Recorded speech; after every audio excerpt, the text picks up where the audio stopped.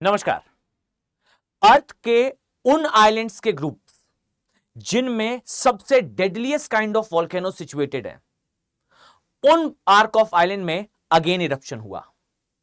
अभी से कुछ समय पहले ही इबू जो आइलैंड है इंडोनेशिया का, वहां इरप्शन हुआ था, जहां एक माह में 8000 बार वॉल्केनिक इरप्शन हुआ। अगेन न्यूज दैट इंडोनेशिया का आइलैंड जहां पे लोबोटोबी नाम से दो वॉल्केनोज हैं, उनमें से मेल जो लोबोटोबी आइलैंड है या वॉल्केनो है, उसमें इरप्शन हुआ। रफली अराउंड 5 किलोमीटर की हाइट तक वो डस्ट और एशेस देखने को मिली। अब यहां ध्यान से समझिएगा कि ये वो डेडलीस्ट वॉल्केनोज हैं जिन एरिया के वॉल्केनोज ने एक समय पर पूरे ह्यूमन इवोल्यूशन को डिस्टर्ब करा था। मानव की आनुवंशिकी में अगर आपको ना पता हो तो just let me tell you that human DNA में 99.99% की कॉमनैलिटी है। इट मींस के वर्ल्ड मैप पे अगर आप देखोगे तो वो ह्यूमंस जो कि अफ्रीका में कहीं रहते हैं, कालाहारी डेजर्ट में, जिन्हें बुशमैन के नाम से जाना जाता है, वो ह्यूमन हो, या फिर एस्किमो जो कनाडा में रहते हैं बर्फ का इग्लू बनाकर, डियर वो ह्यूमंस हो, ये सारे ह्यूमंस में डीएनए की कॉमनैलिटी है 99.99% की। इतनी कॉमनैलिटी का रीजन इज 800 करोड़ लोगों की जो आबादी अर्थ पे रह रही है, they are nothing but ancestors और ऑफस्प्रिंग्स ऑफ, मतलब ये 800 करोड़ लोग केवल और केवल 10 से 15,000 वानरों की संतानें हैं। यह कहलाता है ह्यूमन पॉपुलेशन में बॉटलनेक। और यह बॉटलनेक लाने वाले ज्वालामुखी जो है जिस आइलैंड में सिचुएटेड है, उस आइलैंड में अगेन वॉल्केनिक इरप्शन है। भले ये वॉल्केनिक इरप्शन डेडलीस्ट नहीं है, कोई कैजुअलिटीज नहीं है, बट द रियलिटी इज कि इस एरिया के volcanoes they are active in nature and यहां पर हलचल शुरू हो गई है। जिन बच्चों का ज्योग्राफी ऑप्शनल होगा उनके लिए खासा इंपॉर्टेंट टॉपिक है। मेक श्योर कि अगर आपका ऑप्शनल सब्जेक्ट ज्योग्राफी है then go with the subject. आपको अभी इस लेक्चर में जो चीजें मैं बताने वाला हूं दे आर सुपर इंपॉर्टेंट। चलिए स्टार्ट करते हैं। सबसे पहले अगर मैं न्यूज की बात करूं तो यहां पर दो वॉल्केनोज हैं। फाइन, नाम है इनका लोबोटोबी। लोबोटोबी लाकी लाकी, ये जो है ये मेल आइलैंड कहलाता है, मेल वॉल्केनो कहलाता है। और इसी का जो कपल आइलैंड है, एक्चुअली में इसे भी कहा जाता है लोबोटोबी पेरम्पुआना। ये दो वॉल्केनोज हैं, आउट ऑफ विच मेल वॉल्केनो में जो है वो इरप्शन हुआ है। अब यहां पर जो इरप्शन हुआ ये एग्जैक्टली अगर हम कहें तो इंडोनेशियन आर्क ऑफ आइलैंड, इसमें आपको इस एरिया में दिखाई देगा which is called as Sumatra. Next one is called as Java. And इसके बाद जो लेसर सुंडा आइलैंड्स हैं, इनमें नदर्न साइड पे आपको जो है वो फेरोस द्वीप दिखाई देंगे, फेरोस आइलैंड दिखाई देंगे, जो कि ब्रुनोई के जस्ट पास आते हैं। यहां पर आपको वोल्केनिक इरप्शन दिख रहा है। अब यहां ध्यान से समझिए कि इस एरिया के जो वोल्केनोज हैं, इन वोल्केनोज को अर्थ के कुछ सबसे डेडलीस्ट वोल्केनोज में जाना जाता है। मैं एग्जांपल आपको दो केस स्टडी से देने वाला हूं। एक केस स्टडी है related with the Toba volcano. Fine, एक वोल्केनो है which is called as Toba volcano, और इस वोल्केनो में इरप्शन के कारण एक समय पर जो ह्यूमन इवोल्यूशन था वो डिस्टर्ब हो गया था। ह्यूमन जो पॉपुलेशन थी उसका सडन डिक्लाइनेशन था और केवल 10 से 12,000 वानर ही जिंदा थे। बाकी के सारे जो हमारे पूर्वज हैं उन सभी की डेथ हो गई थी। फाइन, ये एक टोबा वोल्केनो की केस स्टडी है। And the another one is Krakatoa volcano. You can say कि टोबा वोल्केनो जहां था उसी का छोटा भाई क्रांकाताओ वोल्केनो सुपर डेडलीस्ट है। अब ये दोनों ही वोल्केनो आपको दिखाई देते हैं इंडोनेशियन आर्क ऑफ आइलैंड में। सबसे पहले मैं बात करता हूं टोबा वोल्केनो की। यहां ध्यान से देखिएगा, टोबा सुपरनोवा वोल्केनो, एक ऐसा वोल्केनो जो इंडोनेशियन आर्क ऑफ आइलैंड में अब नहीं है। यह जो आइलैंड था यह सुमात्रा में आज के समय, यह जो ज्वालामुखी था वो आज के समय सुमात्रा आइलैंड में एक लेक के फॉर्म में उपस्थित है। इसमें रफली अराउंड 70,000 वर्ष पहले 70,000 ईयर्स अगो इस वॉल्केनो में इरप्शन हुआ। और डियर, इस वॉल्केनिक इरप्शन के कारण जो डस्ट और एशेज निकली थी, जो धूल और राख के कण निकले थे, इन्होंने रफली अराउंड 70,000 ईयर्स अगो अर्थ को एक मिनी आइस एज की तरफ जो है मूव करा दिया था। एग्जैक्टली अगर मैं कहूं तो हुआ यह था कि सुमात्रा आइलैंड जो कि इन्हीं आर्क ऑफ आइलैंड का हिस्सा है, जैसा अभी मैंने कुछ देर पहले आपको मैप पर दर्शाया, सुमात्रा आइलैंड में सुपरनोवा विस्फोट हुआ, सुपरनोवा इरप्शन हुआ। और यह जो सुपरनोवा इरप्शन है, नॉट विस्फोट, इट इज इरप्शन, इस इरप्शन के कारण जो है इतने ह्यूज अमाउंट में डस्ट और एशेज निकली कि फर्स्ट ऑफ ऑल जो पूरा का पूरा वॉल्केनो था वो ब्लास्ट हो गया। ब्लास्ट होने के बाद वहां पर पूरा डिप्रेशन बन गया और आज उस डिप्रेशन के अंदर लेक है। और जो वोल्केनिक इरप्शन हुआ उससे इतने ह्यूज अमाउंट में डस्ट और एशेज निकली कि वो हमारे एटमॉस्फेयर की अपर लेयर में पहुंची, स्ट्रेटोस्फेयर के अपर पार्ट में पहुंची, समताप मंडल के ऊपरी भाग में पहुंची। और इन्होंने जो है वो सन से आने वाले रेडिएशन को करा ब्लॉक और इससे अर्थ में सतह के पास जनरेट हुआ कूलिंग इफेक्ट और इस कारण से इंडोनेशियन आर्क ऑफ आइलैंड से स्टार्ट हुआ स्प्रेड होना एक आइस एज। और डियर ये जो आइस एज था ये इंडोनेशियन आर्क ऑफ आइलैंड से, इंडोनेशिया के एरिया से स्प्रेड होते हुए जो है वो पूरे एरिया में फैला। इसी एरिया में कहा जाता है कि ह्यूमन पॉपुलेशन निवास करती थी, हमारे पूर्वज निवास करते थे। और जैसे जैसे ये जो आइस एज है ये स्प्रेड होना स्टार्ट हुआ, इस एरिया से ह्यूमंस ने माइग्रेट करना स्टार्ट करा। आई थिंक आपने सुना होगा कि ह्यूमंस जो है वो जेनेसिस अफ्रीका से बिलोंग करता है, ह्यूमंस अफ्रीका से निकले थे। बट कहा यह जाता है कि उसके पहले ह्यूमंस का पूरा स्ट्रेच, वानरों का पूरा स्ट्रेच जो है अर्थ पर था। बट टोवा सुपरनोवा एक्सप्लोजन के कारण या इरप्शन के कारण इस एरिया से जो आइस एज या लिटिल आइस एज स्टार्ट हुआ, उसके कारण इस पूरे एरिया से जो मैमल्स थे, खासकर वानर थे, माइग्रेट करना स्टार्ट करे। और इस रेस में ह्यूमन के मानो के वो पूर्वज जो बेसिकली उतने फिट नहीं थे, ये पीछे छूटते गए, उनकी डेथ होती गई। और जो रिमेनिंग थे, दोज हु आर फिट, वो केपेबल थे कि वो अफ्रीका की जो है वो रिफ्ट वैली तक पहुंच पाए। और जो वहां तक पहुंचे, जिनका सिलेक्शन सही रहा, दिशा सही रही, वो जीवित बच पाए।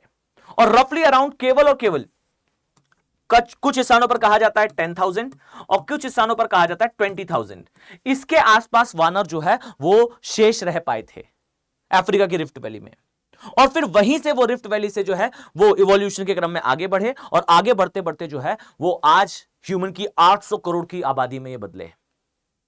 यानी कि इमेजिन कीजिए कि अगर मैं आपसे कहूं तो अभी 800 करोड़ लोग जो है वो केवल 10,000 से 20,000 बंदरों की संतानें हैं। और यही कहा जाता है कि ह्यूमन के डीएनए में जो बॉटलनेक है वो उपस्थित है। और the second most important thing is कि इस बॉटलनेक के कारण आप पाओगे कि हमारा जो एंडिंग है वो निश्चित है। मतलब ये लाइन जो आपको अक्सर रिलीजियस स्क्रिप्ट्स में दिखती है कि मानव अपनी मृत्यु का कारण खुद लेकर जन्म लेता है, dear is exactly right. Why? Because इस अर्थ में आपको अदर एनिमल्स में ऐसा शायद ही कहीं दिखे कि उनका डीएनए 99% कॉमन हो, 99.9% कॉमन हो। ह्यूमंस का डीएनए जो इतना कॉमन है, यह इंडिकेट करता है कि एक सिंगल डिजीज जो इस अर्थ के किसी भी ह्यूमन को इफेक्ट कर सकती है, वो अर्थ के हर एक ह्यूमन को कॉमनली इंपैक्ट करेगी। सो द रियलिटी इज के ह्यूमंस जो है ये समाप्त हो सकते हैं, 6th मास एक्सटिंक्शन हो सकता है just by affect of a virus. And let me tell you कि अभी से 1 साल पहले की न्यूज है दैट जो तिब्बतियन प्लेट्यू है, तिब्बत का पठार है, वहां पर ज्योग्राफर्स ने जो है डिस्कवर करा कि ग्लेशियर्स के अंदर 1000 ईयर्स अगो जो वायरसेस अर्थ में मास एक्सटिंक्शन के लिए रिस्पॉन्सिबल थे, वैसे वायरसेस को खोजा है।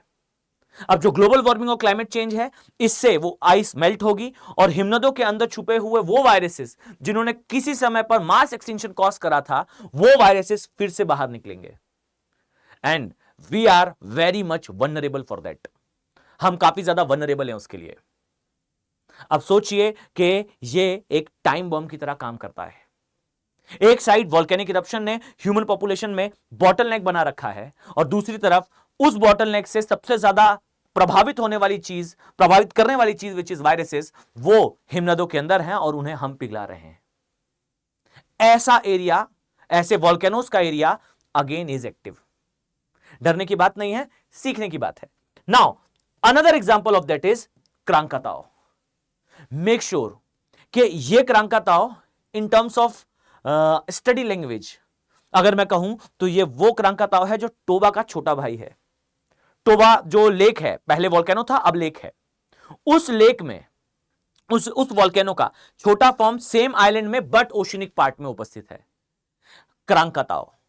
अ वोल्केनो जिसमें अगर फुल फ्लेज कहा जाता है कि अगर इसमें फुल फ्लेज एक्सप्लोजन हो या फिर फुल फ्लेज इरप्शन हो तो ये इरप्शन इतना खतरनाक होगा कि ये इंडो ऑस्ट्रेलियन प्लेट को पूरा ब्रेक कर देगा। और इवन कहा तो यह तक जाता है कि इसमें अगर एक्सप्लोजन होता है तो इससे इंडियन सबकॉन्टिनेंट में जो पेनिनसुलर इंडिया की प्लेट है, आई थिंक आपने देख रखा होगा भाई, इस तरीके से जो हमारे पेनिनसुलर इंडिया की प्लेट दिखाई देती है, ये पूरी प्लेट सबमर्ज हो जाएगी। कहा तो यह तक जाता है कि अगर फुल फ्लेज एक्सप्लोजन होता है तो आप इस बात से इमेजिन करें कि हमारा जो इंडोनेशियन आर्क ऑफ आइलैंड है या ये क्रांकाताव एरिया है, इस वॉल्केनो के ऊपर एक छोटा वॉल्केनो है विच इज कॉल्ड एज अना क्रांकाताव। और अना क्रांकाताव में 2004 में इरप्शन हुआ था। और उस 2004 के इरप्शन के टाइम पे मैं आपको अगर कंडीशंस बताऊं तो अर्थ जो है अपने एक्सिस पे जंप एंड बाउंस करी थी। इतना मैसिव एक्सप्लोजन था कि अंडमान निकोबार आइलैंड्स, इंडिया के अंडमान एंड निकोबार आइलैंड्स, ये अपने प्लेस से सेवरल मीटर आगे शिफ्ट हो गए थे। और इवन ये इरप्शन जो है वो इतना स्ट्रांग था कि पूरा का पूरा म्यांमार अपने प्लेस से आगे शिफ्ट हो गया था। नॉन ह्यूमन हिस्ट्री की सबसे डेडलीस्ट सुनामी आई। इंडिया का southern most point Indira point submerge हो गया और कभी वापस बाहर नहीं आया। और इवन हमारा जो southern most point mainland India का है, जो रामेश्वरम वाली बेल्ट है, यह बेल्ट या यह द्वीप भी पूरी तरह से उजड़ गया था। आप सोचकर देखिए, इतने डेडलीस्ट वोल्केनो का एरिया इज इंडोनेशिया, और उस एरिया में एक्टिविटी कंटिन्यूएशन में चल रही है। अभी से कुछ समय पहले जैसा मैंने बताया, ईबू आइलैंड में आपको वोल्केनिक इरप्शन दिख रहा था। अभी के टाइम पे जो है वो लोबोटोबी लाकी लाकी एंड लोबोटोबी पैम्पुआरा, इन दो वोल्केनोज में इरप्शन है। वैसे तो मेनली लोबोटोबी लाकी लाकी पे है, जो कि मेल वोल्केनो कहलाता है। दो वोल्केनोज हैं एक ही एरिया में। अब क्वेश्चन ये आता है कि डियर, ये जो वोल्केनिक एक्टिविटी है ये एग्जैक्टली इतना फास्टर या इतना जो है वो बड़े लेवल पर क्यों दिखाई देती है हमें इंडोनेशिया के आसपास? तो यहां समझो ध्यान से, इसका रीजन है इस एरिया की टेक्टोनिक एक्टिविटी। इंडोनेशिया बेसिकली एक ऐसे मार्जिन पर आता है जहां पर दो मेजर प्लेट्स में कन्वर्जेंस है। आई थिंक आपने पढ़ा होगा, और नहीं पढ़ा है तो जान लीजिए कि इंडोनेशिया या फिर प्लेट टेक्टोनिक ये कहता है कि पूरे अर्थ में जो आपको कॉन्टिनेंट और ओशन दिखाई दे रहे हैं, ये कॉन्टिनेंट और ये ओशंस एक्चुअली में प्लेट्स पर सिचुएटेड है। ये प्लेट्स हैं, और एक प्लेट मान लीजिए अफ्रीकन प्लेट है, तो अफ्रीकन प्लेट के एक पार्ट पर आपको अफ्रीका दिखाई देगा और रिमेनिंग पार्ट पर जो है वो आपको ओशन दिखाई देगा। इसी तरीके से आपको अफ्रीकन प्लेट दिखेगी, इंडो ऑस्ट्रेलियन प्लेट दिखेगी, जो है यूरेशियन प्लेट दिखाई देगी, और यहां पर पैसिफिक ओशन की यानी कि प्रशांत महासागर की प्लेट दिखेगी। अब इस बात को समझिए कि यहां पर कन्वर्जेंस है। कन्वर्जेंस का मतलब है दो प्लेट्स आपस में मिल रही हैं। अब ये प्लेट्स कैसे मिलती हैं? तो एग्जैक्टली मैं कहूं तो ये है, this is called as asthenosphere, और ऊपर वाला जो हिस्सा है this is called as lithosphere. जो लिथोस्फीयर बेल्ट है या लिथोस्फीयर या जो प्लेट है, ये मूव कर रही है एक जेली लाइक कंडीशन के ऊपर, और ये जो जेली लाइक कंडीशन है ये दुर्बल मंडल कहलाती है, स्टेनोस्फीयर कहलाती है। और इसमें जो है, जैसे आप पानी को बॉईल करते हो तो उसके उबलने पर जो कन्वेक्शनल करंट बनता है, उबाल जो आपको दिखाई देता है, वैसी ही स्थिति यहां पर कन्वेक्शनल करंट की दिखाई देती है। और इस कन्वेक्शनल करंट के मूवमेंट के कारण बेसिकली यहां पर जो मैग्मा इस तरीके से मूव करता है, इसके मूवमेंट के कारण प्लेट्स मूव करती हैं। और जब प्लेट्स मूव करती हैं तो प्लेट्स के मूवमेंट पे ये एक दूसरे से टकराती हैं।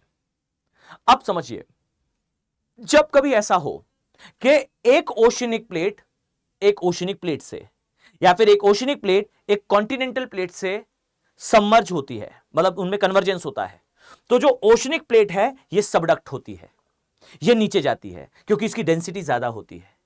अब जो ओशियनिक प्लेट है, चूंकि इसकी डेंसिटी ज्यादा है, ये सबडक्ट होकर नीचे जाती है, और नीचे जाने पर ये मेल्ट होती है, और मेल्ट होने पर जो सरप्लस अमाउंट ऑफ मैग्मा बनता है, आप इमेजिन करें कि वो जो है वो जाएगा कहां?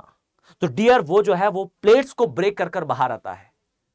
प्लेट्स हार्ड होती हैं, इन्हें ब्रेक करने के लिए बहुत सारा बल चाहिए होता है। अब जब इतने प्रेशर के साथ प्लेट्स मूव करती हैं, इतने प्रेशर के साथ मैग्मा ऊपर आने का प्रयास करता है, तो जब यह सतह पर पहुंचता है तो मैसिव विस्फोट के साथ आता है, और यह विस्फोट जो है अंततः ज्वालामुखी को जन्म देता है।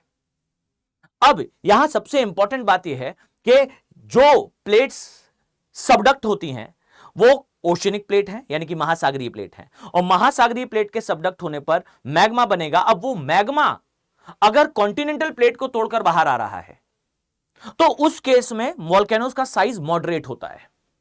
पर अगर दो ओशनिक प्लेट में कन्वर्जेंस हो, जैसा कि इंडोनेशिया के केस में है, जरा ध्यान से देखिए, यहां पर दो ओशनिक प्लेट, एग्जैक्टली अगर मैं आपसे कहूं तो दिस इज द एरिया, यहां पर आपको दिखाई देगा।